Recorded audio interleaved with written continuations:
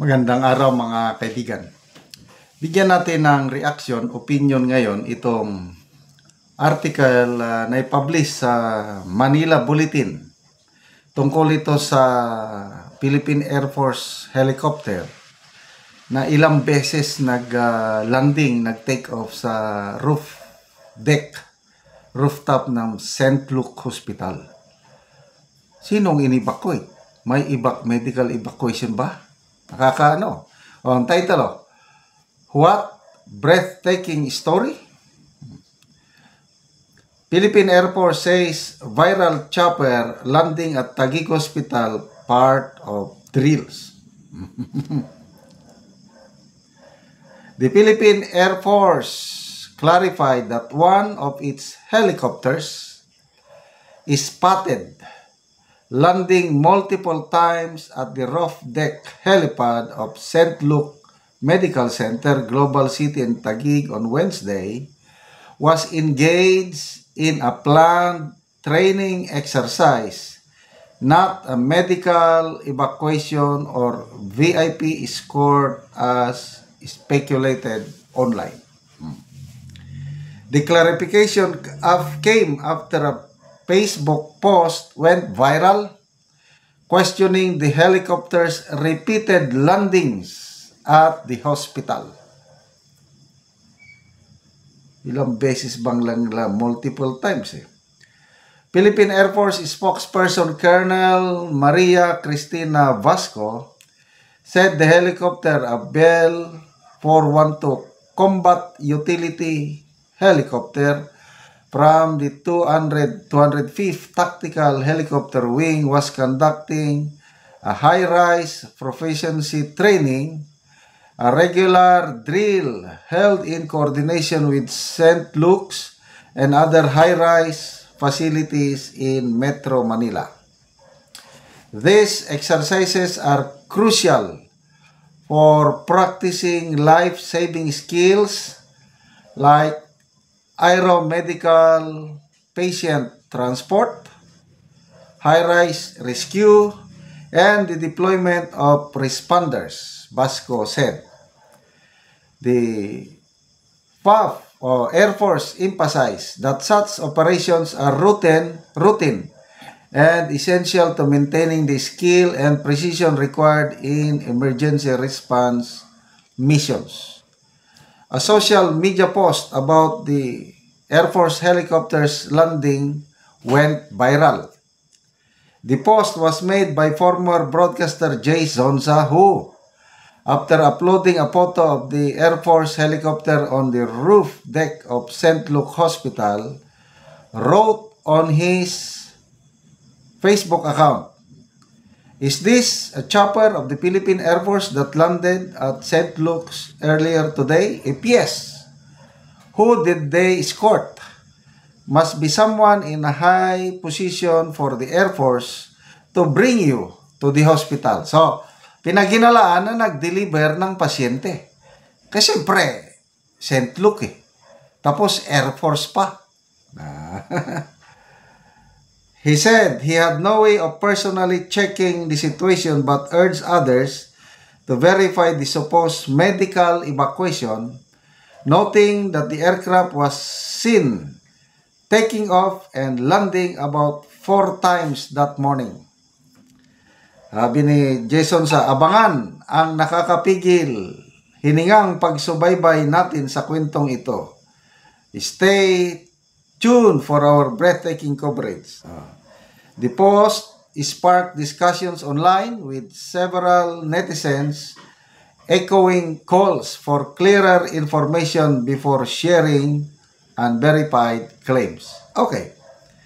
So, sige, kung yan ang paliwanag ng Air Force, wala tayong magawa. Ito lang ang question ko.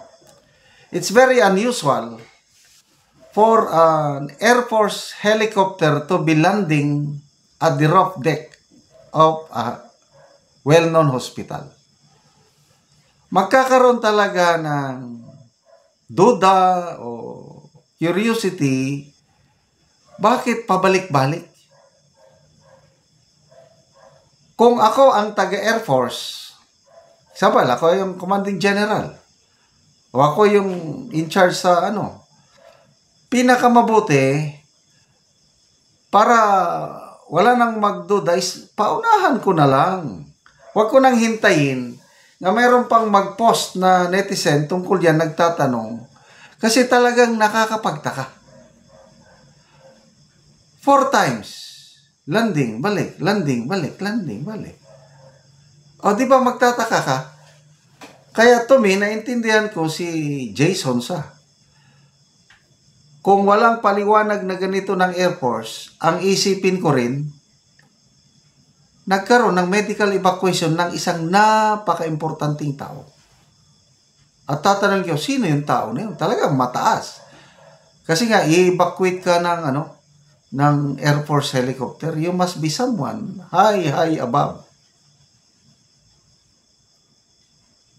Kaya kung totoo na ganyan, part of training, drill, pwede ba sa sunod, unahan nyo na lang pag mag-post na kayo. Di ba? Meron namang social media page ang AFP o Air Force. Sabihin, today, October 29, mayroong drill na ganito, high-rise drill, so and so and so. At least, pag nakita na may helicopter doon sa yun na. Nauna na yung informasyon. Ganon. Proactive na hindi yung saka ka na lang kayo mag-post. Kung naunahan na kayo ng mga sibilyan na nagtatanong bakit ganon. Again, these are properties, although Air Force yan, pa rin yan? Taxpayers money pa rin yan, yung helicopter na yan. Yung paglanding, gumamit ng high octane, gastos pa rin yan ng taong bayan. Kaya, karapatan ng taong bayan na magtanong. Kaya pwede ba, kung totoo, talaga na walang naibak na somebody na mataas, na hindi nagkaroon ng sakit, sana, kung may mga ganyang exercise pa na, hindi pangkaraniwan na ganyan Okay lang kung helicopter, yung mga civilian helicopter, pwede. Kasi nga, rope deck na talagang designed for helicopter to land, civilian, okay lang. Kakaiba talaga kung Air Force helicopter. Anong ginagawa ng isang Air Force helicopter sa rope deck ng isang St. Luke Hospital? Sana nga, totoo yung sinasabi nila. Baka may totoong high VIP na na-score. Sino kaya yun? I don't know. Salamat mga kaibigan sa inyong pagsubaybay sa ating channel. Nakakatulong kayo ng malaki sa tribong Talanding ng Bukidnon dahil ang income natin sa channel na ito is pantulong po sa tribo.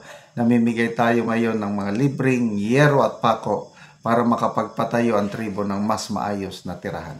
Panoorin nyo ang video na ito. O karon mao na ni ang matagaan og yero nga magatok na siya karon. Atok na gid ko karon. Sige.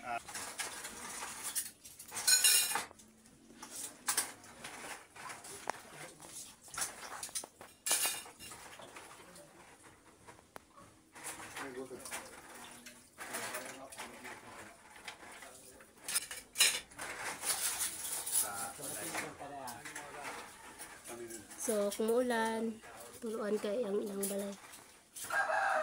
So, karon kuya, pila na ni katuig inyong balay busa na kuan na, tuluan na kayo kung muulan ay nani na 10 years. So, 10 years na ang inyong balay busa tuluan na kayo kung muulan. Tungod sa kayo daya pwede mo pulihan ang misin. So, unsa imong trabaho kuya? So, farmers lang ka kuya. So, nagtrabaho lang siya sa yuta. So, si kuya, nana kay anak kuya? So, na siya anak isa. So, ay pagin mapulihan daw ang ilang yero nga guba na. Salamat kay sa Ginoo nga makatok na gid ko. Sponsor. Sige kuya.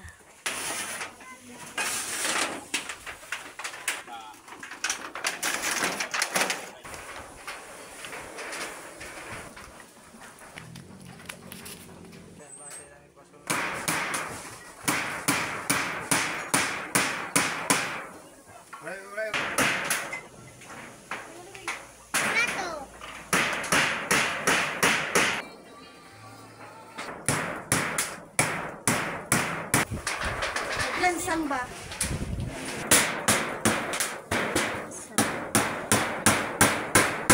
So managid og atop si Uncle. So dili na gid siya tuluan. So nagtinabanga sila sa iyang anak. Ay inuan sa salamat sa Ginoo sa nag-support sa. Pinakaw sa nadagang pa yung matawang. Sige, salamat po.